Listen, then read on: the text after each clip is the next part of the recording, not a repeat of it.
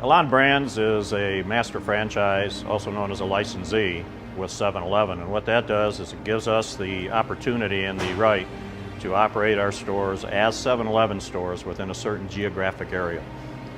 Our area is pretty much all of West Texas, a little bit in Central Texas, and then all of New Mexico.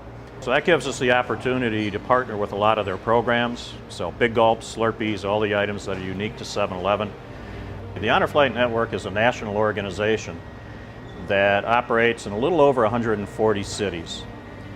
The honor flights are designed to honor our veterans, and in particular our World War II and Korea era veterans, of which there's not that many remaining, where they're flown out to Washington, D.C., treated as heroes like they are, and being able to see the memorials that were built in their honor.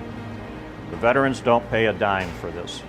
Every honor flight hub, part of the network, will raise funds through communities and businesses and things like that to make sure that the veterans are treated first class all the way, no cost to them, and they finally have an opportunity to see the memorials that they fought so hard for. September 2014 was the inaugural honor flight from Midland, Odessa.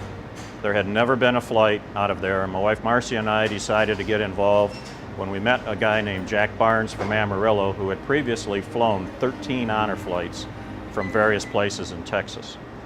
And we made a commitment that we would make this happen on one condition, that we wouldn't do what most honor flights do, which is to go in and out the same day, because we're talking 90-year-old men and women on this flight. So we committed to doing 3 days and 2 nights, and that's what we did. We flew 143 people out there. Almost all of them were veterans. There was a few press people that went along, a couple staff members that went along, and many family members, because everyone that goes has to have what's called a guardian, since these are men and women that are fairly elderly.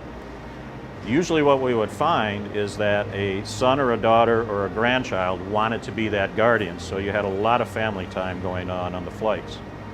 The remaining people that didn't have a guardian, we found somebody that would be from like Vietnam era veterans, and we took them along on the flight to act as a guardian for one of the older men and women. We had 143 people on the flight. Almost all of them were veterans or related to the veterans, with just a few staff people. And a lot of the staff people paid their own way, because they did not want any of the funds that were raised to take these men and women out there to be used for anything personally, so they paid their way on top of it. We were on Facebook, and we had all kinds of information that was always available. And then in our stores, what we decided to do were to sell little pin-ups, just a little 8x10 thing, for $1 or any other donation you wanted to give. And in about a 30-day period, we were actually able to raise over $50,000, which went directly to cover the expenses of the veterans that went on the flight. Matt was 36 years old when he was killed. Matt was a great son, I'll say that first. And he always had a huge respect for veterans, in particular my father, his grandfather.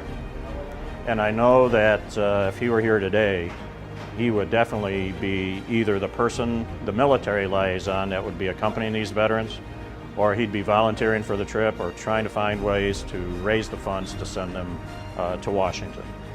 It's really not about the people that have fallen, but at the same time, when we were there, we visited Arlington National Cemetery twice. We went to the Tomb of the Unknown, and we were allowed to place a wreath at the Tomb of the Unknown. Our eldest person on the trip, who was 94 years old, made the walk and placed the wreath.